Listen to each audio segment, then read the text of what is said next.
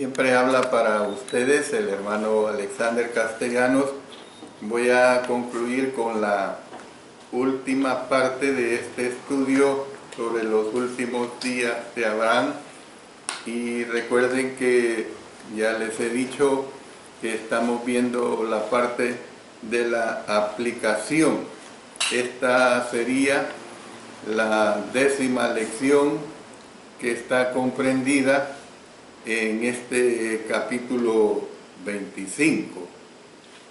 Entonces, puedo continuar diciendo que a lo largo de la Biblia, la salvación de las personas siempre ha estado condicionada por la fe y por la obediencia. Es decir, se dan advertencias divinas a los elegidos de que si se apartan del Señor en rebeldía y no se arrepienten, sufrirán consecuencias. Por ejemplo, una de las consecuencias es que serán cortados y echados al fuego. Miren lo que dice el Evangelio de Juan capítulo 15, versos 1 al 6. Yo soy la vid verdadera y mi Padre es el labrador. Todo pámpano que en mí no lleva fruto, lo quitará, y todo aquel que lleva fruto, lo limpiará para que lleve más fruto.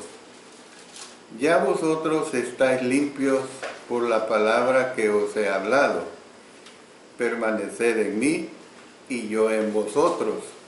Como el pámpano no puede llevar fruto por sí mismo, si no permanece en la vid, así tampoco vosotros si no permanecéis en mí. Yo soy la vid, vosotros los pámpanos. El que permanece en mí y yo en él, éste lleva mucho fruto, porque separados de mí nada podéis hacer. El que en mí no permanece será echado fuera como pámpano y se secará, y los recogen y los echan en el fuego y arden. Esta es la primera consecuencia que se da a lo largo de la Biblia, donde decía que la salvación de las personas siempre ha estado condicionada por la fe y la obediencia. La segunda es que serán culpables de apartarse, o sea, de apostatar. Apostatar es alejarse, es o dejar el camino de Dios o aceptar una fe que no va de acuerdo a la voluntad de Dios. Entonces, serán culpables de apartarse, apostatar de Dios. En Hebreos 3:12 dice: mirad, hermanos, que no haya en ninguno de vosotros corazón malo de incredulidad para apartarse del Dios vivo. Y luego se nos habla de Cristo. Mire lo que dice en Gálatas 5:1 al 4. Estad pues firmes en la libertad con que Cristo nos hizo libres, y no estéis otra vez sujetos al yugo de esclavitud. He aquí, yo Pablo os digo que si os circuncidáis, de nada os aprovechará Cristo. Y otra vez testifico a todo hombre que se circuncida, que está obligado a guardar toda la ley. De Cristo os desligasteis los que por la ley os justificáis, de la gracia habéis caído. La número 3 es que no entrarán en el reposo de Dios. Dice en Hebreos 4, vamos a leer desde el 1 hasta el 11. Temamos, pues, no sea que permaneciendo aún la promesa de entrar en su reposo, alguno de vosotros parezca no haberlo alcanzado. Porque también a nosotros se nos ha anunciado la buena nueva como a ellos, pero no les aprovechó el oír la palabra. Noten, no les aprovechó el oír la palabra. Por no ir acompañada de fe en lo que la oyeron. Pero los que hemos creído entramos en el reposo de la manera que dijo. Por tanto, juré en mi ira, no entrarán en mi reposo, aunque las obras suyas estaban acabadas desde la fundación del mundo. Porque en cierto lugar dijo así del séptimo día, y reposó Dios de todas sus obras en el séptimo día. Y otra vez aquí, no entrarán en mi reposo.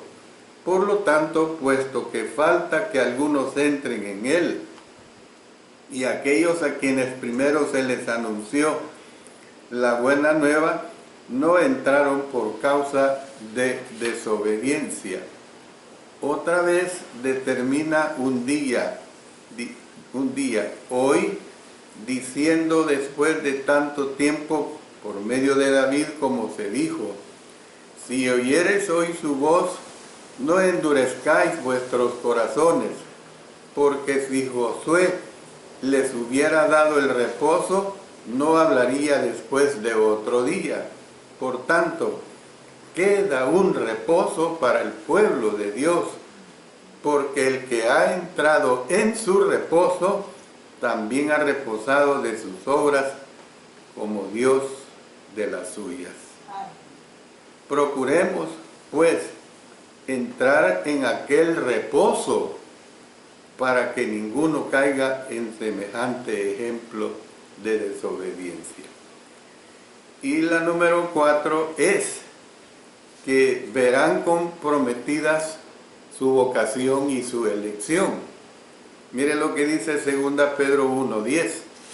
Por lo cual, hermanos, tanto más procurad hacer firme vuestra vocación y elección, porque haciendo estas cosas no caeréis jamás.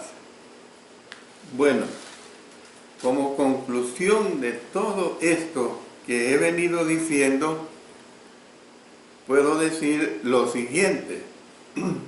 Las bendiciones de Dios que han sido otorgadas a individuos pueden continuar en sus vidas y su posteridad, o sea, hasta la eternidad, pues. O puede que se conviertan en maldiciones. El resultado depende de la respuesta de los receptores, de nosotros, los que recibimos, pues, la palabra. De nosotros depende. Entonces, toda bendición espiritual está en Cristo. Mire lo que dice en Efesios 1:3, que ya lo leímos en la clase anterior. Bendito sea el Dios y Padre de nuestro Señor Jesucristo, que nos bendijo con toda bendición espiritual en los lugares celestiales en Cristo. La iglesia, pues. Y era precisamente el plan de Dios antes de los tiempos de los siglos.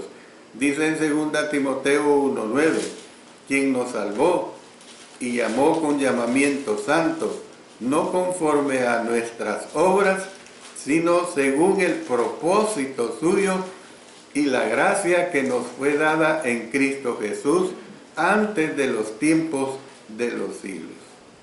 Entonces, ¿qué puedo decir como conclusión de todo esto, hermanos y hermanas? Vivamos con fidelidad en Cristo para que podamos beneficiarnos de estas grandes bendiciones. O sea, están disponibles. No hay una restricción, no hay que, mire, usted no ha sido calificado, hablo con los cristianos, por supuesto, Dios no le ha puesto en la lista, usted está en la lista. ¿Cómo está en la lista? Si es obediente. Hay que tener esa plena convicción, y para tener esa plena convicción necesitamos nosotros serle fiel a Él durante toda nuestra vida. Bueno, paso a otra lección y será la última lección de vida que veremos en este estudio en relación a los últimos días de Abraham, las aplicaciones que se dan. Y sobre todo quiero que hablemos de la resistencia espiritual. La resistencia espiritual. Y esto está comprendido en este capítulo 25, desde los versos 19 hasta el 26. A lo largo de la historia, el pueblo de Dios, que ha enfrentado pruebas difíciles, ha clamado por respuestas preguntando, ¿por qué? ¿Por qué? Sin embargo, en su mayor parte, los cielos han permanecido en silencio, sin respuesta aparentemente a la vista. Puede que en tiempos de sufrimiento, lo que las personas de fe necesitan más del Señor no son respuestas a por qué, sino la sabiduría para saber cómo deben responder a circunstancias difíciles. Por eso es que esta parte la llamo resistencia espiritual. Miren lo que dice Santiago 1:5. Y si alguno de vosotros tiene falta de sabiduría, pídala a Dios, el cual da a todos abundantemente y sin reproche, y le será dada. Entonces, las siguientes preguntas probablemente serían más apropiadas. Señor, ¿qué quieres que yo aprenda de esto? ¿Cómo puede esto hacerme una mejor persona? O sea, un mejor cristiano, una mejor cristiana. ¿Cómo puedo utilizar esta experiencia para tu gloria? ¿Cómo? Lo anterior no quiere decir, hermanos y hermanas, que si hacemos las preguntas correctas, recibiremos una respuesta audible del Señor, porque el Señor ya no se comunica así de esa manera como lo hizo en tiempos antiguos y nuevos testamentarios, y más en los tiempos antiguos testamentarios.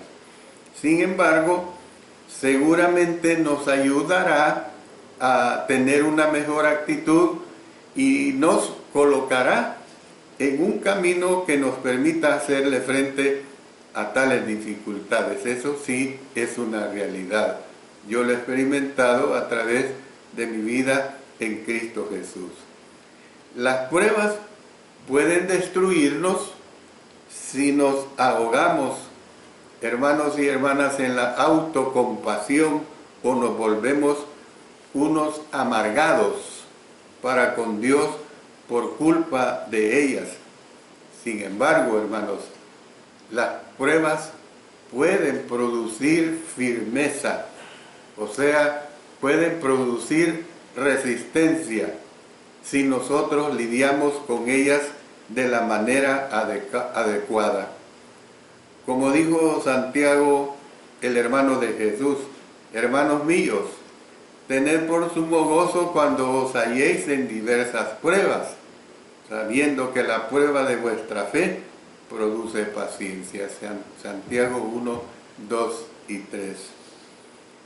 Dios, hermanos y hermanas, permite las pruebas con el fin de poner a prueba nuestra fe, y al hacerlo, su deseo es que desarrollemos, por decirlo así, que así se le puede identificar, los músculos espirituales, o sea, la resistencia en Cristo Jesús, lo cual está en armonía con el concepto que entienden bien, por ejemplo, las personas que levantan pesas y tienen la siguiente expresión relevante. Ellos dicen, sin dolor no hay ganancia.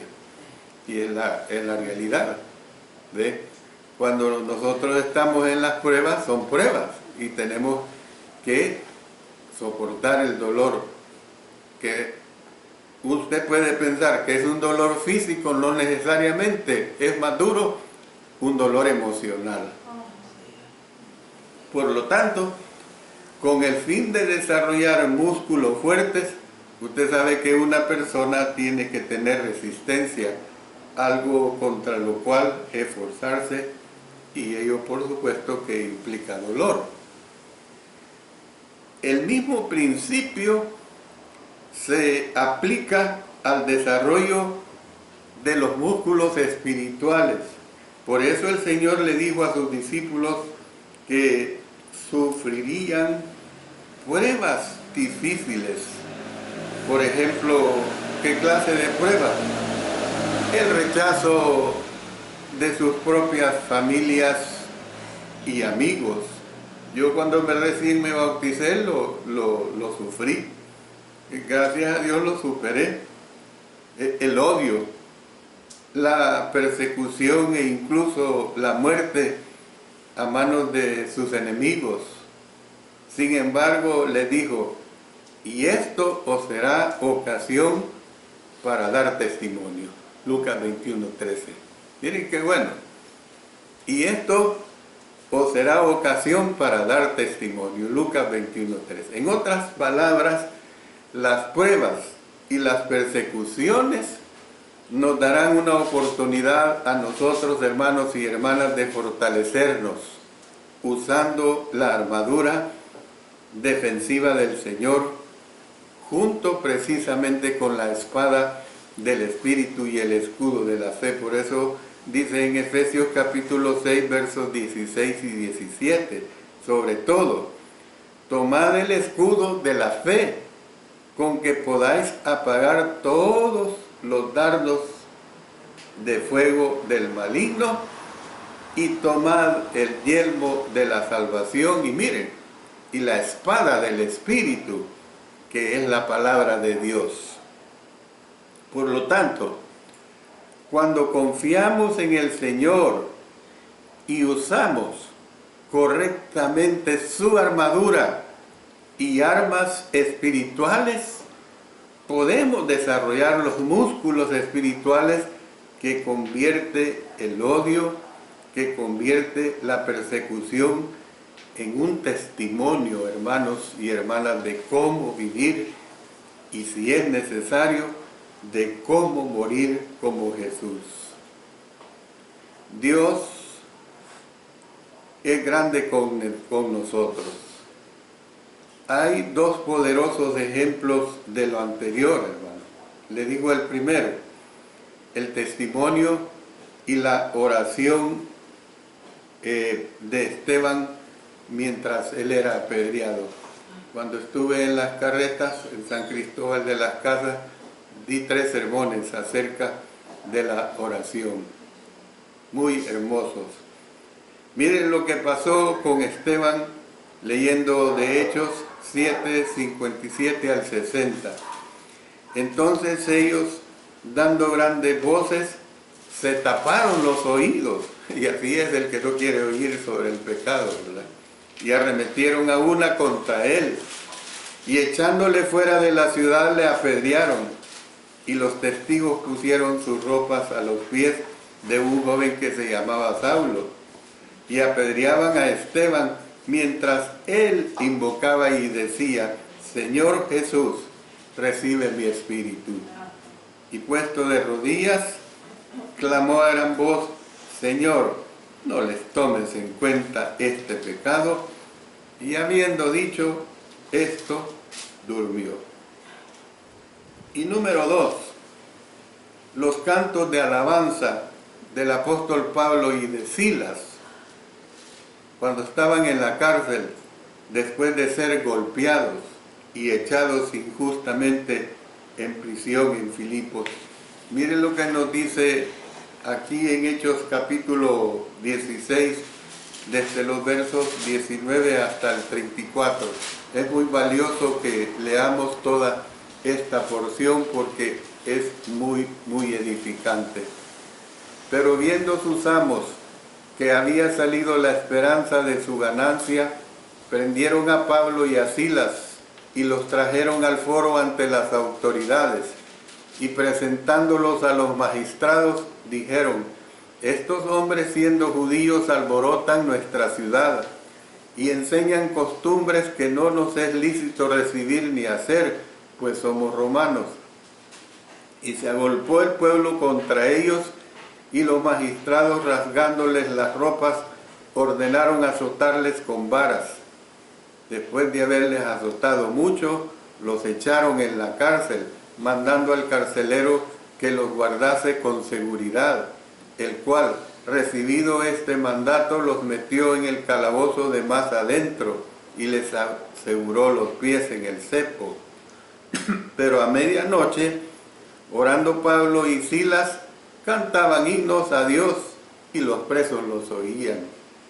Entonces sobrevino de repente un gran terremoto, de tal manera que los cimientos de la cárcel se sacudían, y al instante se abrieron todas las puertas, y las cadenas de todos se soltaron.